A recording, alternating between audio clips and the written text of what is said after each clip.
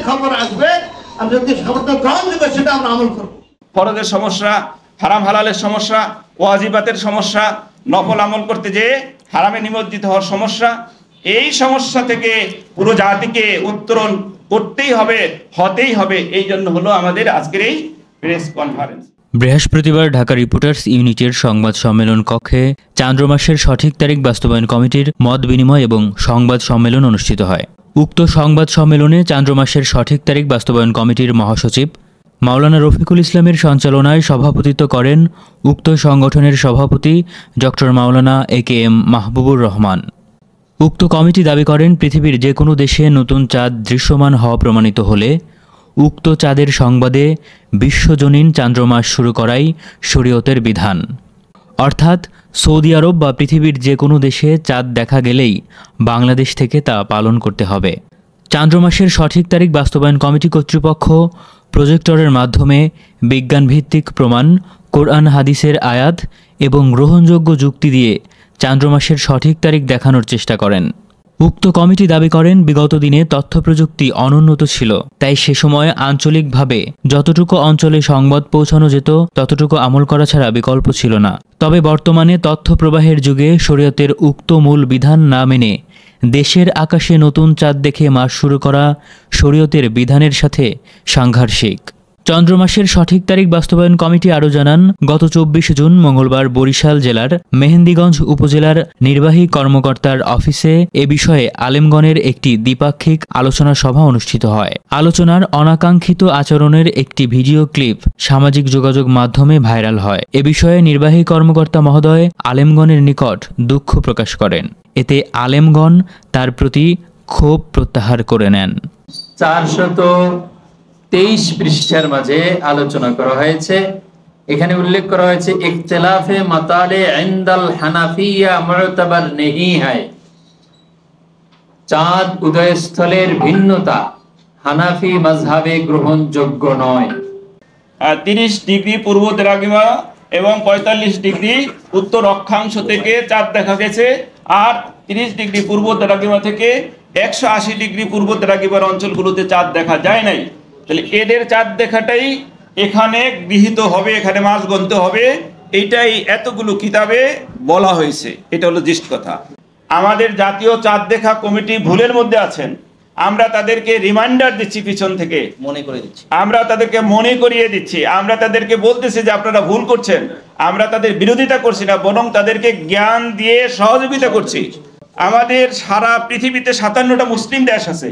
এই 57টা মুসলিম দেশকে রিপ্রেজেন্ট করে আমাদের ওআইসি, সেই ওআইসির 3টা সেক্রেটারিয়েট, অনেকে ওআইসি শুনলে ওআইসি নিয়ে আমাদের অনেক কথা আছে, ওআইসির দুর্বলতা এটা সেটা। সে 3টা সেক্রেটারিয়েট, একটা জেনারেল সেক্রেটারিয়েট, একটা ফরেন সেক্রেটারিয়েট, আর একটা হইলো ফিক একাডেমি। এই ফিক একাডেমি অত্যন্ত সোচ্চার। এন্ড বাংলাদেশের ইয়ামে আরাফা, বাংলাদেশে কি আর একটা আরাফার ময়দান আছে নাকি? কি বলেন? বাংলাদেশে কোনো আরাফার ময়দান নাই। ইয়ামে আরাফার 3টা বৈশিষ্ট্য থাকলে সেটা ইয়ামে আরাফা। আরাফার মাঠ হবে, হাজিরা ওই মাঠে থাকবে, তারিখটা 9 তারিখ হবে। এখন বাংলাদেশের 9 তারিখ আপনি গণলেন, কিন্তু সেই দিন তো হাজিরা আরাফার ময়দানে নাই, তারা আসছে মিনায়। সেখানে ওই দিন আরাফার ময়দানে আছে পরিচ্ছন্নতা কর্মীরা, সিটি কর্পোরেশনের লোকজন, যারা হাজিদের পায়খানা প্রস্রাব পরিষ্কার করে। এখন নাম দিতে হবে এটাকে তাইলে ইয়ামে আরাফা না, ইয়ামুন নাজিফা, পরিষ্কার পরিচ্ছন্নতার দিন। এই যে ভুল, আসলে ওইটা হলো হজের পরদিন হলো কোরবানির দিন।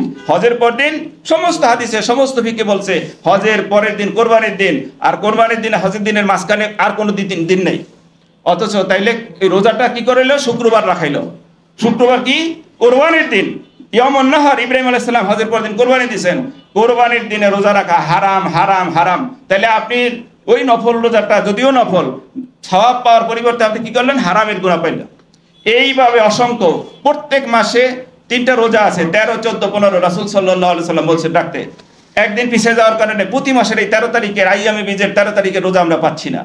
এইভাবে অসংখ্য অসংখ্য অসংখ্য সমস্যা আছে। বিদায়ী এই সমস্যা দূর করার জন্য ফরজের সমস্যা, হারাম হালালের সমস্যা, ওয়াজিবাতের সমস্যা, নফল আমল করতে যেয়ে হারামে নিমজ্জিত হওয়ার সমস্যা, এই সমস্যা থেকে পুরো জাতিকে উত্তরণ করতেই হবে, হতেই হবে। এই জন্য হলো আমাদের আজকের এই প্রেস কনফারেন্স। সুতরাং আমাদের জাতীয় চাঁদ দেখা কমিটির প্রতি আমাদের অনুরোধ, আমরা আপনাদের বিরোধিতা করছি না, জ্ঞান দিয়ে লোকমা দিয়ে পিছনের মুক্তাদির মতো লোকমা দিয়ে আপনাদেরকে বুদ্ধিভিত্তিক সহযোগিতা করছি। আসুন আমরা আলোচনা করি।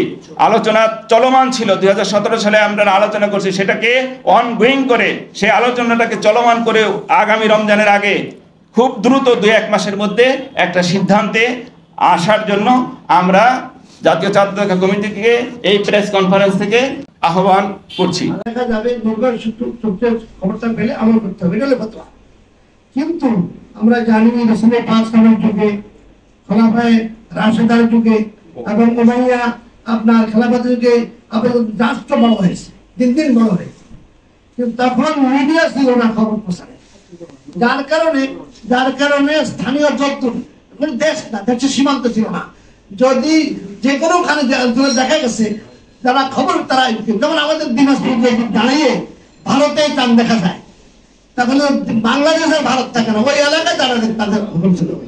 একটু কথা বলা হয়, শশীনাথ হুজুর ফতোয়া লিখেছেন, ফুরফুরা হুজুর ফতোয়া লিখেছেন, ইমাম আহমদুল খান দলেনী রহমতুল্লাহ ফতোয়া লিখেছেন, আশরাফ আলী থানভী সাহেব, তারপর গাঙ্গুহি সাহেব, সব অনেকে ফতোয়া লিখেছেন।